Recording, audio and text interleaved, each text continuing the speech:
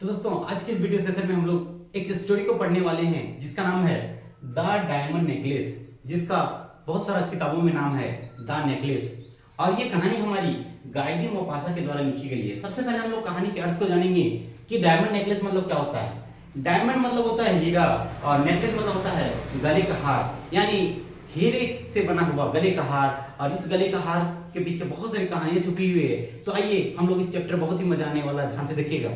इस कहानी में सबसे पहले अगर कैरेक्टर की बात की जाए तो इस कहानी में टोटल 3 लोग हैं। एक है मटिल्डा, एक है लोइजल और एक है फर्स्टियर। आइए हम लोग एक एक करके बारे जानते हैं कि कौन है मटिल्डा और कौन है लोइजल और कौन है मिसेस फर्स्टियर।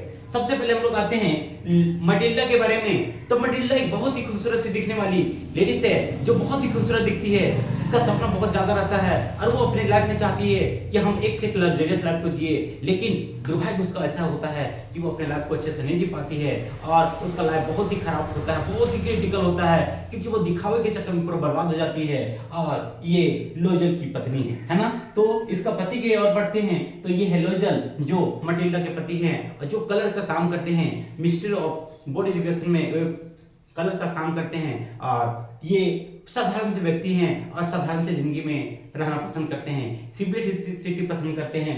नेक्स्ट है मैम फर्स्टियर, और ये फर्स्टियर हमारी मटिल्डा की फ्रेंड है। यहाँ पे लिखा हुआ फ्रेंड ऑफ मटिल्डा है ये।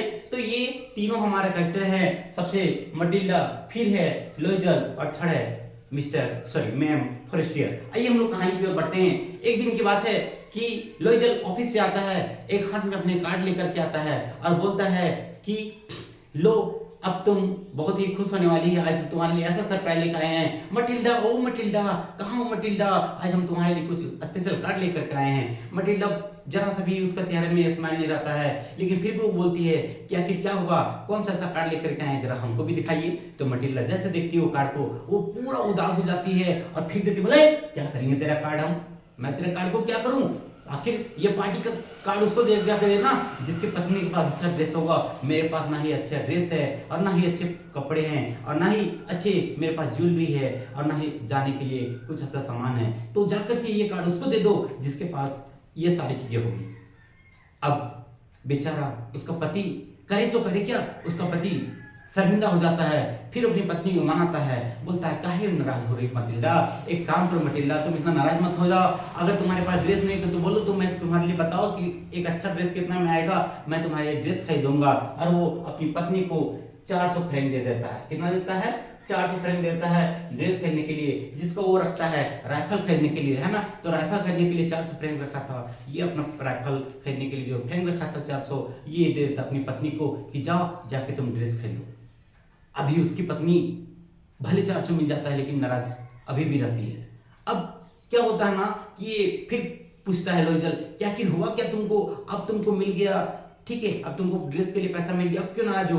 बोले कि मेरे पास ड्रेस का व्यवस्था हो गया लेकिन मेरे पास ज्वेलरी नहीं है, गले का हार नहीं है, और गले के हार के बिना मैं कैसे जाऊंगी, मैं पार्टी में बहुत ही भद्दी दिखूंगी, इसलिए मुझे एक ज्वेलरी की आवश्यकता है। अब उसको दोनों फिर टेंशन में रहते हैं, 2 मिनट सोचते हैं। फिर जो लोइजल रहते हैं उसको आइडिया देता है कि जाओ अपनी फ्रेंड मैम फर्स्टियर के पास, जो तुम्हारे क्लासमेट भी है, फ्रेंड भी है, जाओ, वो बहुत ही अमीर है, जाओ उसके घर में जाओ और जा करके तुम ज्वेलरी ले आओ और कुछ गले का हार, जो जो तुमको अच्छा लगता है गले का हार, ठीक है, वो तुम जा करके ले आओ।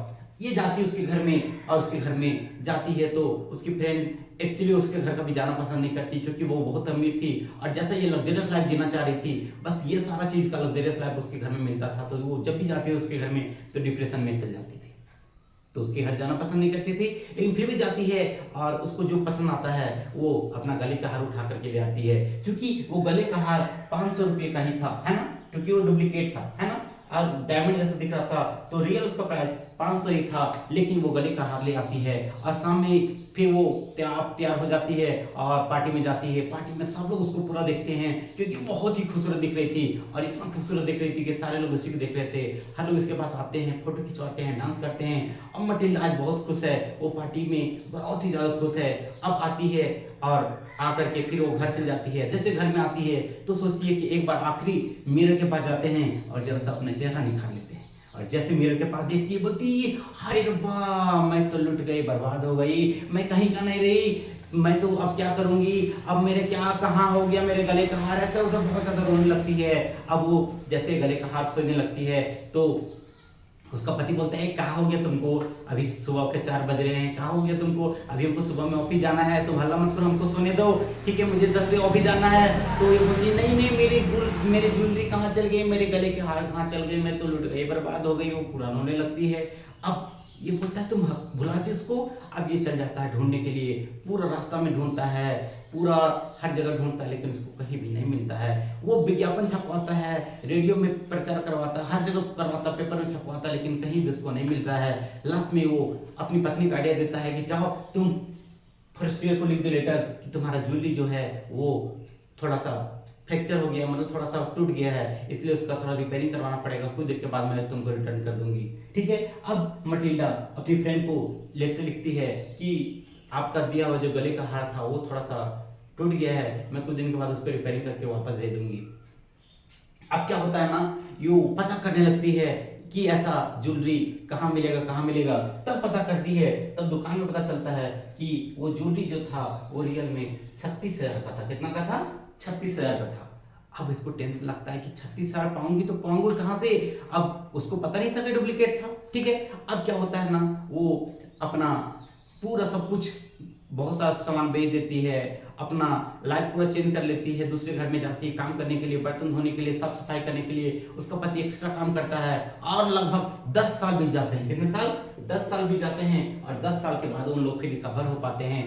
अब उसको रिटर्न कर देता है क्योंकि वो 18,000 अपना पापा जो उसका रखा हुआ था, ठीक है, लोजन के पापा रख दिए थे 18,000, तो वो उसके पापा का 18,000 और 18,000 कर्ज लेकर के वो टोटल 36,000 फ्रेंड्स का वो क्या करता है, ज्वेलरी लौटा देता है। और ज्वेलरी लौटाने के बाद अब वो खुश हो जाती है, ठीक है, लेकिन अभी वो मटिल्डा पूरा बूढ़ी हो चुकी है। उसके चेहरे में जो सुंदरतापन था, जो उसका निखारपन था, वो सारा खत्म हो चुका है। उसके कोमल कोमल आंखें अब खत्म हो चुकी है। अब वो पूरा टेंशन में रहती है। एक दिन वो चैंप इलाइसिस, है ना, क्या नाम है उसका? चैंप इलाइसिस, ध्यान रखिएगा। चैंप इलाइसिस में अचानक से उसका मिलन होता है। किससे? चैंप इलाइसिस में उसका मिलन होता है अचानक से, फर्स्ट ईयर से। और वो बोलती है ए तुम यहाँ पे क्या कर रही हो? तो बोलती हाँ तुम कौन हो, हम तुमको नहीं पहचाने। तब मटिल्डा बोलती है कि मैं तुम्हारी फ्रेंड मटिल्डा हूँ। बोले पुअर मटिल्डा, मैं तुम्हें नहीं पहचान रही थी, तुम्हारा चेहरा ऐसा कैसे हो गया, तुम इतना बूढ़ी की जैसा कैसे दिखने लगी?